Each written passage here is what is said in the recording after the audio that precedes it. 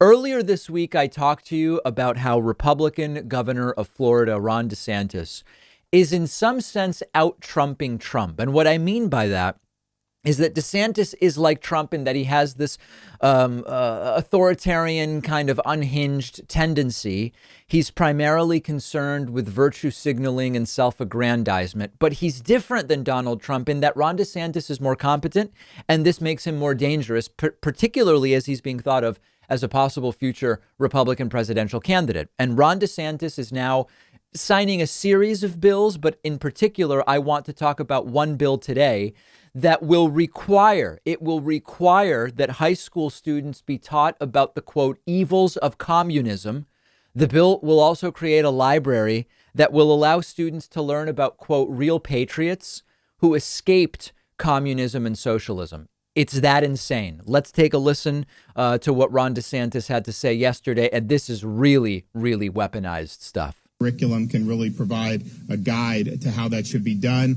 The bill also expands our previous efforts in civics to add a requirement for the high school government class that students receive instruction on the evils of communism and totalitarian ideologies. Now, if you want to make the case that as a matter of economics classes, students should learn about Marxism alongside Keynesianism and neoclassical economics, I'm all for it. I took Marxian economics as an undergraduate student. My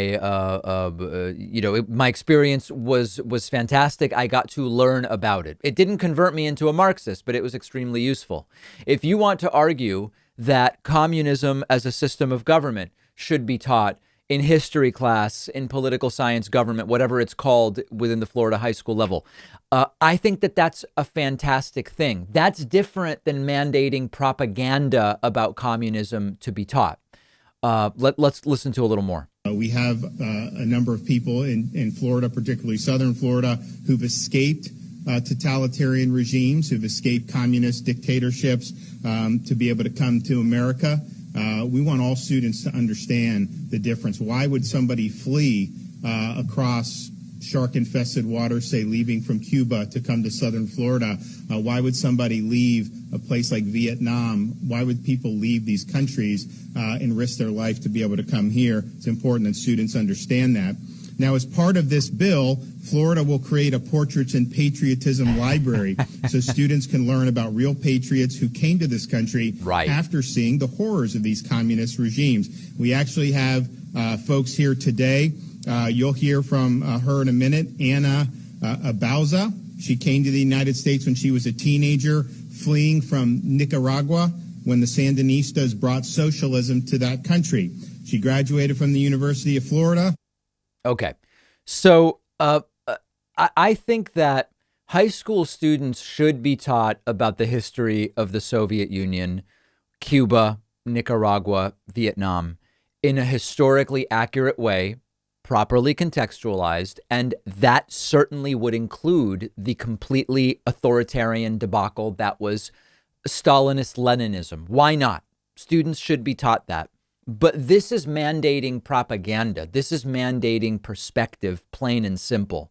And when you hear that part of this bill, a piece of the curriculum is patriots, portraits in patriotism, that should immediately set off alarm bells. And the very same Republicans who slam college and university as liberal indoctrination, they are now mandating a form of actual right-wing indoctrination to be taught in high school. And aside from being completely absurd, because this is a blueprint for long-term brainwashing of children, this also strikes me as the type of thing that DeSantis can later refer to if he runs for president. Now, don't get me wrong. This is dangerous in and of itself. You start teaching kids at a young age to associate communism with evil and their portraits of patriotism, which will be, of course, mostly right-wingers or people who, quote, fled communism. You start associating that with good. This is how you get them early. This is a quite literal brainwashing. But it also seems like exactly the type of thing that DeSantis could later point to as one of his great moral victories if he decides to run for president and say, look at this thing I did in Florida. And it's like the perfect virtue signal to many of these right wingers. Now, for everybody who's going to email me and say, David, you want them teaching that communism is good, don't you? You want them teaching that socialism is good, that Marxism is good.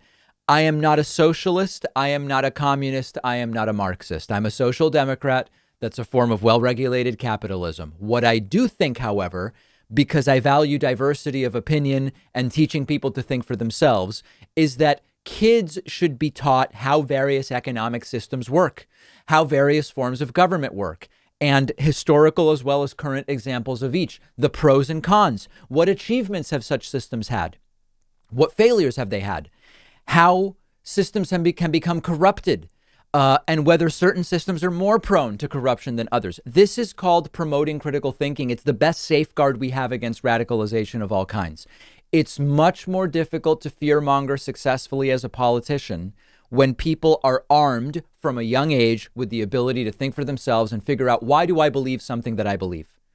Do I have good reasons for believing what I believe? That's not what the Ron DeSantis bill actually does. It mandates the teaching of a particular perspective of propaganda. It's a disaster, and it is the very thing that they decry as they have identified it, so they say, at the college level. Now, sometimes they've wrongly identified it, but now they're trying to do the exact same thing in Florida. It's absolutely disgusting. Let me know your thoughts. Is this at all surprising to you? I'm not surprised that this is what they're doing. You can find me on Twitter at DPakman. That's Pakman. You do have to spell it right. DPakman on Twitter. Let me know your thoughts. One of our sponsors is Magic Spoon breakfast cereal. Sweet and delicious like the cereals we loved as kids, but without the sugar and without the carbs. Magic Spoon tastes just like those sugary cereal brands we know and love, but it's only 140 calories, 0 grams of sugar, only 4 net carbs, and packed with 13 to 14 grams of protein. So it's perfect for anyone following a keto or low carb diet, or just anyone who wants to avoid sugar, like me. You can choose from flavors like cocoa, fruity, frosted, peanut butter, blueberry, cinnamon, or build your own variety box. If you don't love Magic Spoon as much as I do, they'll give you all of your money back, no questions asked. That is how much Magic Spoon believes in their product. You'll get $5 off when you go to magicspoon.com/Pakman and use the coupon code Pakman. I've put the link right underneath this video.